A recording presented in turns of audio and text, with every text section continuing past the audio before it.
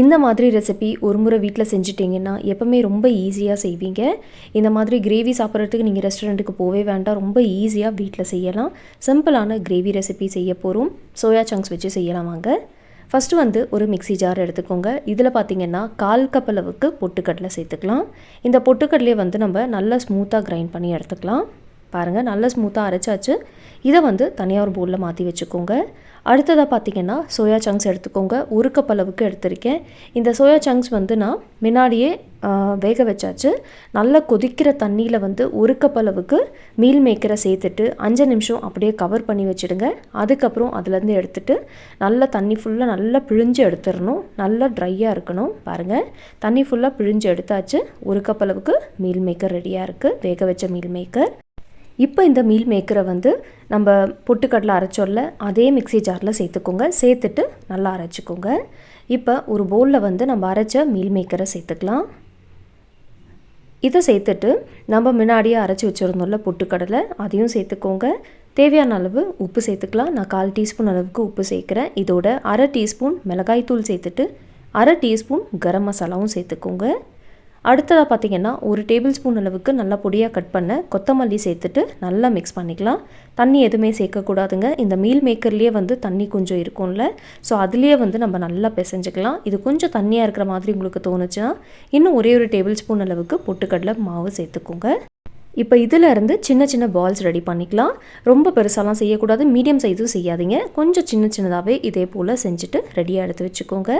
இதை நம்ம ஃப்ரை பண்ண போகிறோம். இது இப்போ இருக்கட்டும். அடுத்ததாக ஒரு கடாய் எடுத்துக்கலாம். கடாயில் பார்த்தீங்கன்னா 3 டேபிள் ஸ்பூன் அளவுக்கு எண்ணெய் சேர்த்துட்டு நம்ம ரெடி பண்ண பால்ஸ்லாம் இருக்குல்ல, அதை கடாயில் சேர்த்துக்கோங்க. இதை உங்களுக்கு வேணும்னா நீங்கள் டீப் ஃப்ரையும் பண்ணலாம். நான் இன்றைக்கி அதிகமாக எண்ணெய்லாம் சேர்க்கலைங்க. 3 டேபிள் ஸ்பூன் எண்ணெய் வச்சு தான் இந்த சோயா சங்க்ஸ் பால்ஸை நான் ஃப்ரை பண்ண போகிறேன். ஸோ பேட்ச் வைஸில் தான் நான் இன்றைக்கி ஃப்ரை பண்ண போகிறேன். உங்களுக்கு வேணும்னா நீங்கள் நிறைய எண்ணெய் சேர்த்துட்டு டீப் ஃப்ரையும் செஞ்சுக்கலாம். பாருங்கள், இதை அப்பப்போ நீங்கள் மிக்ஸ் பண்ணிகிட்டே இருக்கணும். அப்போ தான் ஈவனாக எல்லா சைடுமே நல்லா ரோஸ்ட் ஆகும். மேலே நல்லா கிறிஸ்பியாக ஆகணும். அது வரலையும் இது நல்லா ரோஸ்ட் பண்ணிவிட்டு எண்ணெயிலேருந்து வெளியில் எடுத்துருங்க. பாருங்கள், மேலே பார்த்தீங்கன்னா நல்ல கலர் வந்தாச்சு. மீடியம் ஃப்ளேம் வச்சு தான் நான் இதை ஃப்ரை பண்ணியிருக்கேன். அவ்வளோதாங்க. இப்போ அடுத்த பேட்சும் நம்ம ஃப்ரை பண்ணிக்கலாம். அடுத்த பேட்சும் ஃப்ரை பண்ணிவிட்டு அதே பவுலில் தனியாக மாற்றி வச்சுக்கோங்க. இப்போ நான் எல்லாம் ஃப்ரை பண்ணிவிட்டேன். இந்த கடாயில் பார்த்தீங்கன்னா கொஞ்சமாக எண்ணெய் மிச்சம் இருக்குது. நான் இன்னும் எக்ஸ்ட்ரா எண்ணெய்லாம் சேர்க்கலை. இந்த எண்ணெயில் 1/2 டீஸ்பூன் ஜீரகம் சேர்த்துட்டு ஜீரகம் நல்லா பொரிஞ்ச பிறகு வெங்காயம் பேஸ்ட் சேர்த்துருக்கேன்.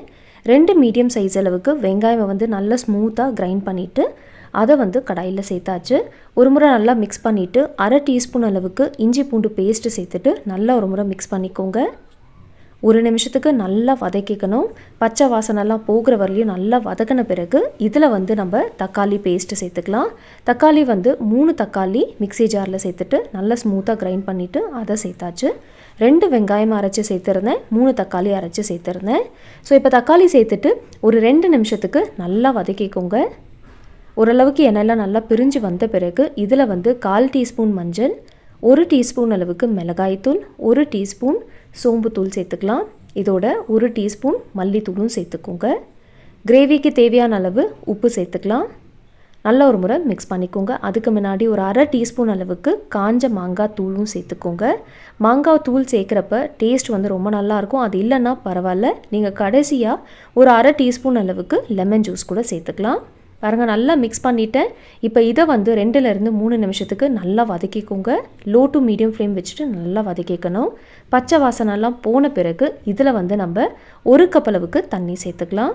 நம்ம சேர்த்துருந்த மசாலாவோட பச்சை வாசனையெல்லாம் போன பிறகு தான் தண்ணி சேர்க்கணும். நல்லா மிக்ஸ் பண்ணிக்கோங்க. இந்த ஸ்டேஜில் உப்பெல்லாம் சரியாக இருக்கான்னு செக் பண்ணிக்கோங்க. உப்பு கம்மியாக இருக்கிற மாதிரி இருந்தால் நீங்கள் கொஞ்சம் உப்பு சேர்த்துக்கோங்க.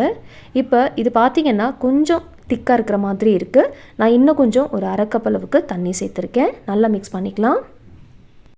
இந்த கிரேவி பார்த்திங்கன்னா நல்லா கொதித்த பிறகு ஓரளவுக்கு லைட்டாக திக்காகணும். ஸோ முன்னாடியே 1லேருந்து 1/2 கப் அளவுக்கு தண்ணி சேர்த்துட்டு மிக்ஸ் பண்ணிக்கோங்க.